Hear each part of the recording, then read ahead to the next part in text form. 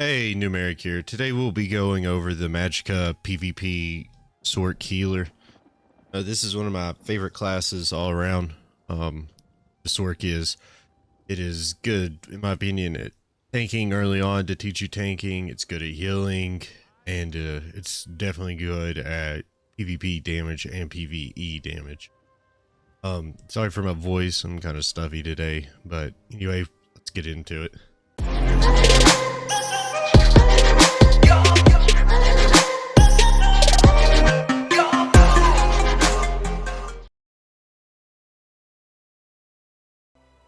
Okay, now we'll get into the gear.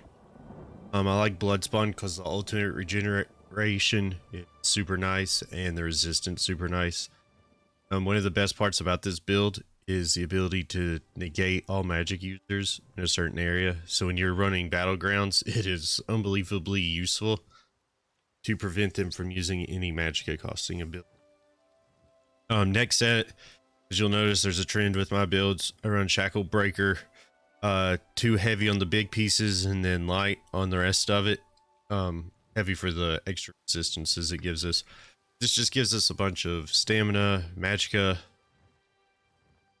and stamina, Magicka recovery, and weapon and spell damage, which is super good. I run impin on everything. Sometimes I run infused on the bigger pieces, or that's really about it. Sometimes you can also run, oh, I actually don't have it. Yeah, I do, well fitted. I like to run well fitted on one or two pieces sometimes too, to help with the roll dodge costs, because you want to keep your stamina up so you can use it to get more Magicka on this build. On my other set, I run Heartland Conqueror for this build in particular, with Swift on one piece and two Arcanes because I like the big magic pool, but that little bit of speed's helpful.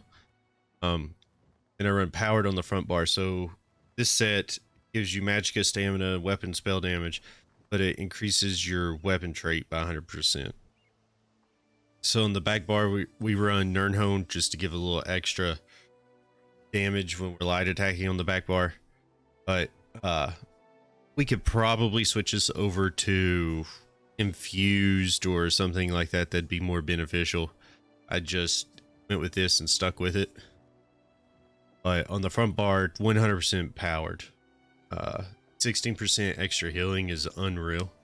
Super good, helpful. Job done. Now, let's see, this gives us unbuffed 31.8 Magicka, 24.5 health. Actually, let's see. Yeah, this is with our food. I lied. So this is with the sugar skulls. And you could also run the Witch Mother's Potent Brew. So this lowers your health down to 8 and your max Magicka to 308. Your stamina to 16. I don't like my stamina being this low on a Sorc just because of one of the skills we use.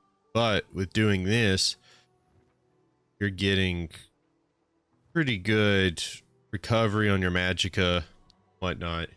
But I still think Bewitched Sugar Skulls is where it's at. 1500's fine with your potion, and then heavy attacking, and then the unlimited resources you get pretty much from your exchange. This is how I like this to be looking. Physical and spell pin goes up when buffed. So you got this, and then got that poke. So recovery goes to 1870, and our resistances go to 20k and that. You could run something like Pariah on the body pieces if you like, but I like to just stay moving and getting out of the way of the enemy. Not really worried about taking too much damage. This build's pretty good at getting away. Okay, next, oh, and potions. I just use any tri-stat potion or any spell power potion. You could also use like Uncloak if you're going against Nightblade, stuff like that. Stuff that has like Detect on it. That's what I run with the gear and the food and the potions. Next we'll be getting into the skills.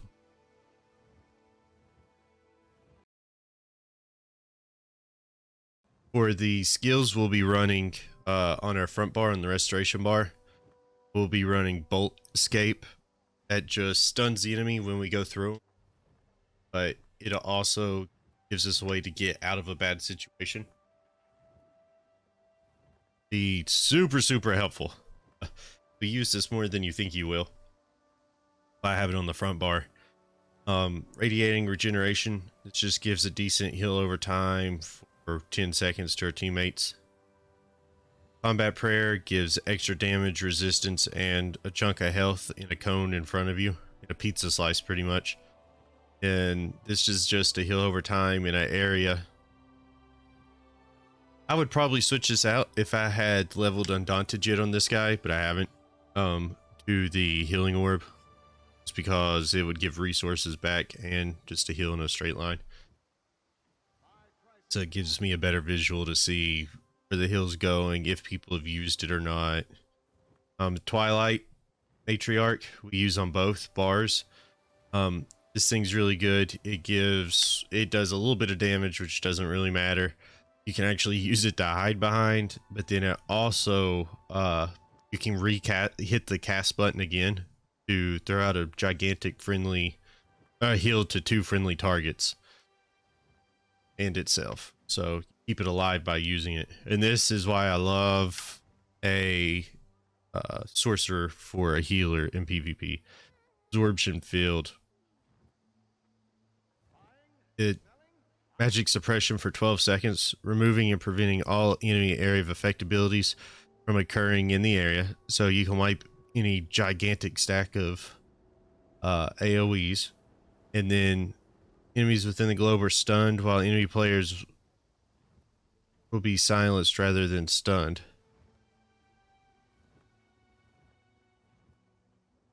So it will prevent if you're in PvE, it'll stun the stuff, but if you're in PvP, it'll prevent them from using any Magicka abilities.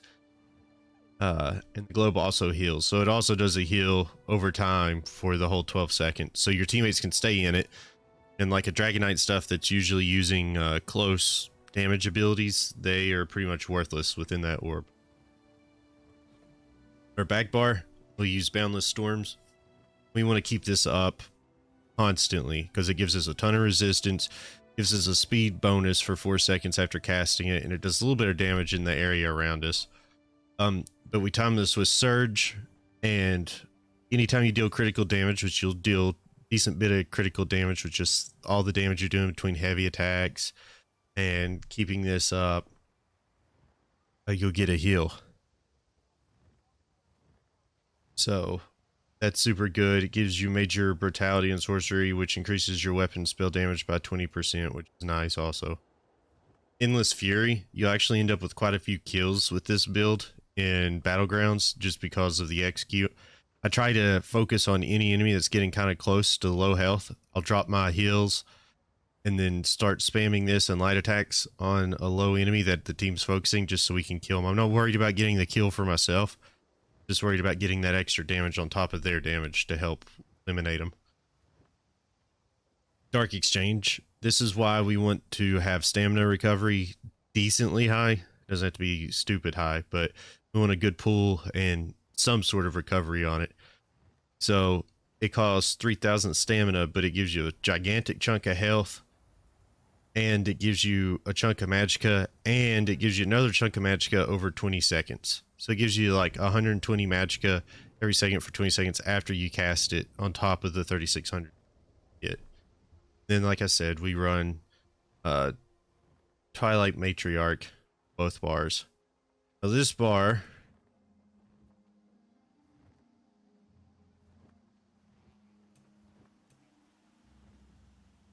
I have Overload because sometimes I like to use it to hit just to help with the damage on specific people, because sometimes you join a crew and they don't really need that much healing. It's rare, but sometimes you can get in a group that pretty much self heals really well, and you can just use this to help with the damage. Your light attacks deal a ton more damage, and your heavy attacks deal a ton of damage in an AoE. So this is super helpful. Next we'll be going over the Mundus Stone race and then we'll be done.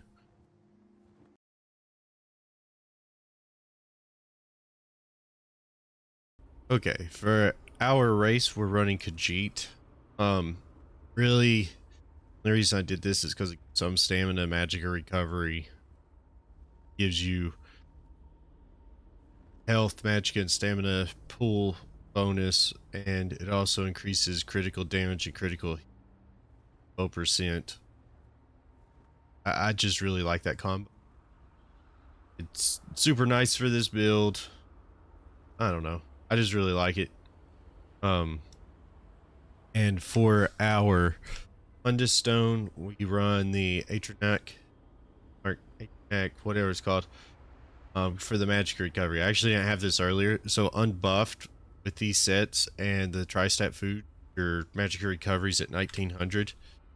Then if you take a potion, your recovery goes up to, it's just unreal. Yeah, I hope you enjoy this build. If you did, don't forget to drop a like, subscribe, comment, ask me any questions you have. I do try to do really well at responding to them. We also have a Discord where we play a bunch of different games. I have an ESO tab. We have a guild in game that we're bringing back. There's a lot of stuff going on. We have a website too. I need to upload the last 2 builds I've done and create the right sheet for them and everything. But anyway, I appreciate you hanging out with us today, and we'll try to catch you in the next one.